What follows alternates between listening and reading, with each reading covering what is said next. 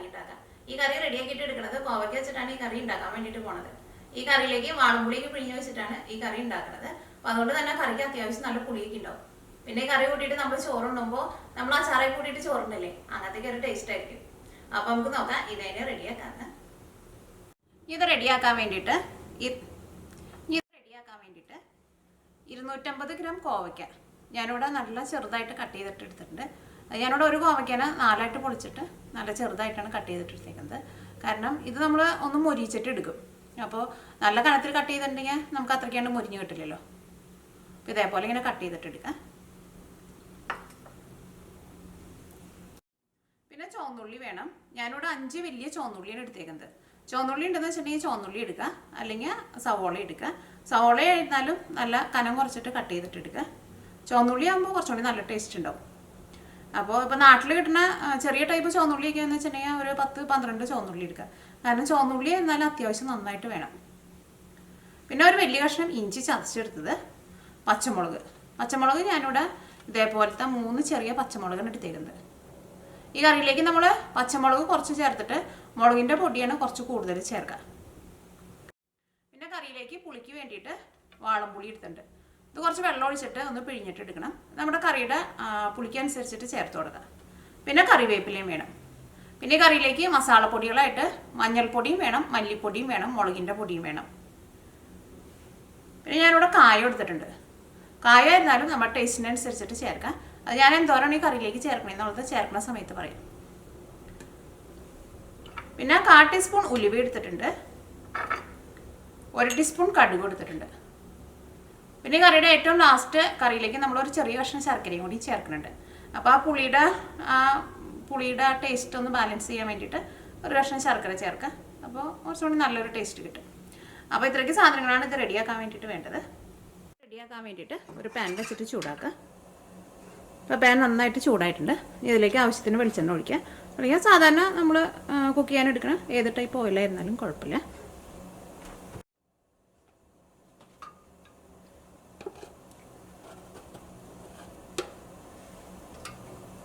ഞാനിപ്പോൾ ഇതിലേക്ക് ചേർക്കുന്നത് വെളിച്ചെണ്ണയാട്ടോ. ഇവിടെ തണുപ്പായതുകൊണ്ടാണ് വെളിച്ചെണ്ണയെ കട്ട പിടിച്ചിട്ടിരിക്കുന്നത്. ഇനി കറിയിലേക്ക് കുറച്ച് വെളിച്ചെണ്ണ കൂടുതൽ ചേർക്കണം. കാരണം ഈ കോവയ്ക്ക നമ്മളൊന്ന് മൊരിച്ചിട്ട് എടുക്കുന്നുണ്ട്. അപ്പോൾ അതനുസരിച്ചിട്ടുള്ള ഓയിൽ ചേർക്കണം. അപ്പോൾ വെളിച്ചെണ്ണ നന്നായിട്ട് ചൂടായിട്ടുണ്ട്. ഇതിലേക്ക് 1 ടീസ്പൂൺ കടുക് ചേർക്കാം.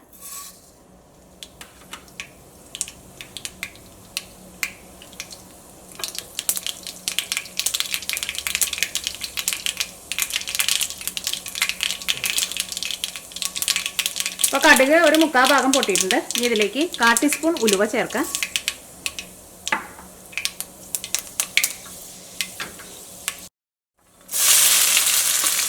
ചുവന്നുള്ളിയും ഇഞ്ചിയും പച്ചമുളകും കറിവേപ്പിലയും ചേർക്കാം.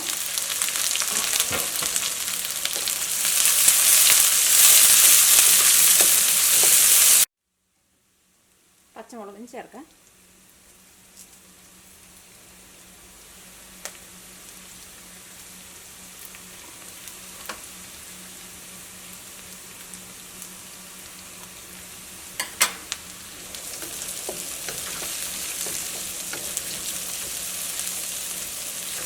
ഇനി ചുവന്നുള്ളി മൊരിഞ്ഞിട്ട് ചെറുതായിട്ടൊരു ഗോൾഡൻ കളറായിട്ട് വരണം. അങ്ങനെ ഗോൾഡൻ കളറായി വന്നു കഴിയുമ്പോൾ ഇതിലേക്ക് നമുക്ക് കോവയ്ക്ക ചേർക്കണം. കാരണം ഇപ്പം നമ്മൾ കോവയ്ക്ക അങ്ങോട്ട് ചേർത്തിട്ടുണ്ടെന്ന് വെച്ചിട്ടുണ്ടെങ്കിൽ ഈ സവോളയുടെ ഉള്ളിലുള്ള വെള്ളം കൊണ്ട് കോവയ്ക്ക മുരിഞ്ഞ് കിട്ടാൻ വേണ്ടിയിട്ട് കുറച്ച് സമയം കൂടുതലെടുക്കും. അപ്പോൾ ഇതൊന്ന് ചെറുതായിട്ടൊന്ന് കളർ മാറി കഴിഞ്ഞിട്ട് കോവയ്ക്ക ചേർക്കാം. ഇത് നന്നായിട്ട് കൂട്ടി തന്നെ വയ്ക്കാം.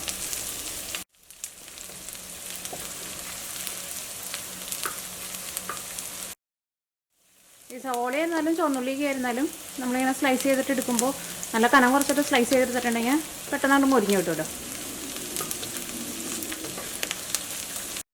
സവോളയ്ക്കും ചെറുതായിട്ടൊന്ന് കളർ മാറി ചെറുതായിട്ടൊരു ഗോൾഡൻ കളറായി തുടങ്ങിയിട്ടുണ്ട്. നല്ല ഗോൾഡൻ കളർ ആവാൻ വേണ്ടിയിട്ട് നിൽക്കണ്ട. അപ്പോൾ ഈ സവോളയുടെ ഉള്ളിലെ വെള്ളമൊക്കെ ഒന്ന് വലിഞ്ഞിട്ടുണ്ട്. ഇതിലേക്ക് കോവയ്ക്ക ചേർക്കാം.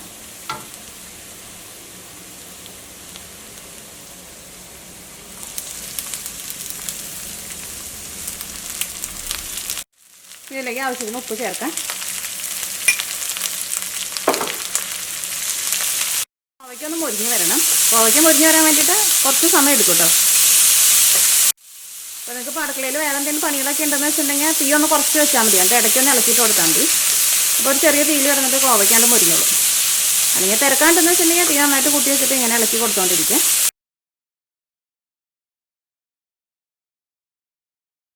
അപ്പോൾ ഇത് ചെറുതായിട്ടൊന്ന് മുരിഞ്ഞു തുടങ്ങിയിട്ടുണ്ട്. ഇതൊന്നും കൂടി ഒന്ന് മുരിഞ്ഞ് വരണം. ഞാനിതിലേക്ക് മഞ്ഞൾപ്പൊടി ചേർക്കാൻ വേണ്ടിയിട്ട് പോവാണ്. അപ്പോൾ മഞ്ഞൾപ്പൊടി ഇതിൻ്റെ കൂടെ കിടന്നിട്ടുണ്ട് മുരിഞ്ഞോളൂ. ഞാൻ അതിലേക്ക് 1/2 ടേബിൾ സ്പൂൺ മഞ്ഞൾപ്പൊടിയാണ് ചേർക്കുന്നത്.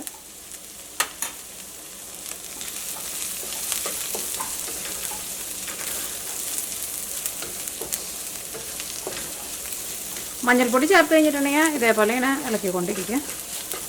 ഇപ്പോൾ ഇതിനകത്ത് വെള്ളമൊക്കെ വലിഞ്ഞിട്ടുണ്ട് ഈ കോവയ്ക്കയുടെ. ഇത് പെട്ടെന്ന് കൊണ്ട് പൊരിഞ്ഞോളും. ഇത് നന്നായിട്ട് കൂട്ടി വയ്ക്കാം. ഇപ്പോൾ മഞ്ഞൾപ്പൊടിയും ഇതിനകത്ത് കിടന്നിട്ട് നന്നായിട്ട് മുരിഞ്ഞിട്ടുണ്ട്. കോവയ്ക്ക ആയിരുന്നാലും മുരിഞ്ഞിട്ടുണ്ട്. അങ്ങനെ മുരിഞ്ഞ് നല്ലൊരു ഗോൾഡൻ കളറൊക്കെ ആയിട്ട് ഇങ്ങനെ നന്നായിട്ട് അങ്ങനെ മുരിഞ്ഞ് വരില്ല. അത്രയ്ക്കാണ്ട് മുരിയാൻ വേണ്ടിയിട്ട് നിൽക്കണ്ട. ആ വെള്ളമൊക്കെ ഒന്ന് വലിഞ്ഞിട്ട് ഒന്ന് ഡ്രൈ ആയിട്ട് വരണം. ഇനി ഇതിലേക്ക് മല്ലിപ്പൊടി ചേർക്കാം. മല്ലിപ്പൊടി ഞാനിതിലേക്ക് 3/4 ടേബിൾ സ്പൂണാണ് ചേർക്കുന്നത്. ഇനി മല്ലിപ്പൊടി ഇതിനകത്ത് കിടന്നിട്ട് നന്നായിട്ട് മുരിയണം. അപ്പോൾ മല്ലിപ്പൊടി ഇതിനകത്ത് കിടന്നിട്ട് നന്നായിട്ട് മുരിഞ്ഞിട്ടുണ്ട്. ഞാൻ മല്ലിപ്പൊടി ചേർത്ത് കഴിഞ്ഞിട്ട് ഒരു 2 മിനിറ്റ് ഇതേപോലെ നന്നായിട്ട് ഇളക്കി കൊടുത്തിട്ടുണ്ടായിരുന്നു. അപ്പോൾ കോവയ്ക്കായിരുന്നാലും ഒന്നും കൂടി ഒന്ന് മുരിഞ്ഞിട്ടുണ്ട്. ഇതിലേക്ക് മുളക് പൊടി ചേർക്കാം. മുളക് പൊടി ഞാൻ ഇതിലേക്ക് 1 ടേബിൾ സ്പൂണാണ് ചേർക്കുന്നത്. അല്ലെങ്കിൽ മുളക് പൊടി നിങ്ങളുടെ എരിവിനനുസരിച്ചിട്ട് ചേർക്കാം.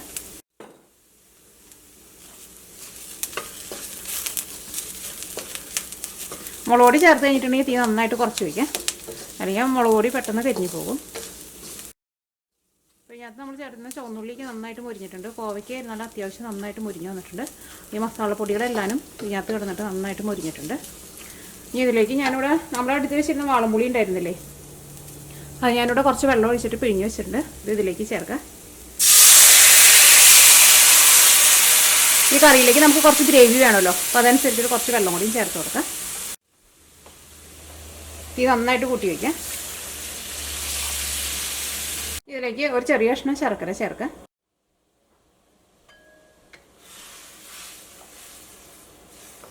ഈ കറി നന്നായിട്ട് തിളച്ചിട്ട് ഒന്ന് ചെറുതായിട്ടൊന്ന് കുറുകി വരണം. അപ്പോൾ തീ നന്നായിട്ട് കൂട്ടി തന്നെ വയ്ക്കാം.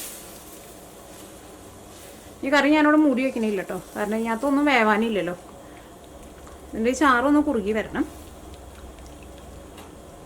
കുറുകി വന്നു കഴിഞ്ഞിട്ട് ഇതിലേക്ക് ടേസ്റ്റിനനുസരിച്ചിട്ട് കായം ചേർക്കാം.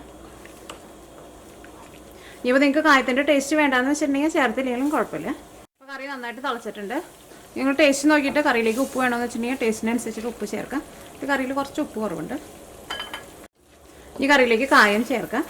കായം ഞാനിവിടെ ഇത്രയ്ക്കാണ് ചേർക്കുന്നത്. ഇത് ടീസ്പൂണാട്ടോ. ടീസ്പൂണിൽ ഒരു 1/4 ടീസ്പൂൺ ഉണ്ട്. അല്ലെങ്കിൽ കായം നിങ്ങളുടെ ടേസ്റ്റിനനുസരിച്ച് നിങ്ങൾ ചേർത്ത് കൊടുത്തോ. നിങ്ങൾ കറിയുടെ ടേസ്റ്റ് ചെയ്ത് നോക്കിയിട്ട് കറിക്ക് പുളി കുറവ് പോലെ തോന്നുന്നുണ്ടെങ്കിൽ നിങ്ങൾ ടേസ്റ്റിനനുസരിച്ചിട്ട് പുളിയും ചേർത്ത് കൊടുക്കണം. ഈ കറി ചെറുതായിട്ടൊന്ന് തിക്കായിട്ട് വന്നിട്ടുണ്ട്. ഒരുപാട് അങ്ങോട്ട് തിക്കായിട്ട് ഭയങ്കര ഡ്രൈ ആവാൻ വേണ്ടിയിട്ട് നിൽക്കണ്ട. നമുക്ക് ചോറിൻ്റെ കൂടെയൊക്കെ കഴിക്കണമെന്നുണ്ടെങ്കിൽ കുറച്ച് ചാറ് വേണമല്ലോ, അപ്പോൾ അതനുസരിച്ചിട്ട് കുറച്ച് ചാറിലെടുക്കാം. ഈ തീ ഓഫ് ചെയ്യാം. അപ്പോൾ നമ്മുടെ കറി റെഡി ആയിട്ടുണ്ട്.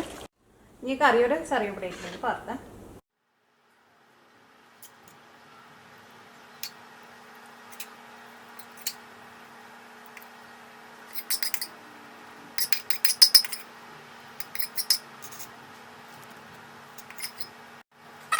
അപ്പോൾ കോവയ്ക്ക കറി റെഡി ആയിട്ടുണ്ട്. ഈ കറി ചോറിൻ്റെ കൂടെ കഴിക്കാനൊക്കെ നല്ല ടേസ്റ്റുള്ളൊരു കറിയാണിത്.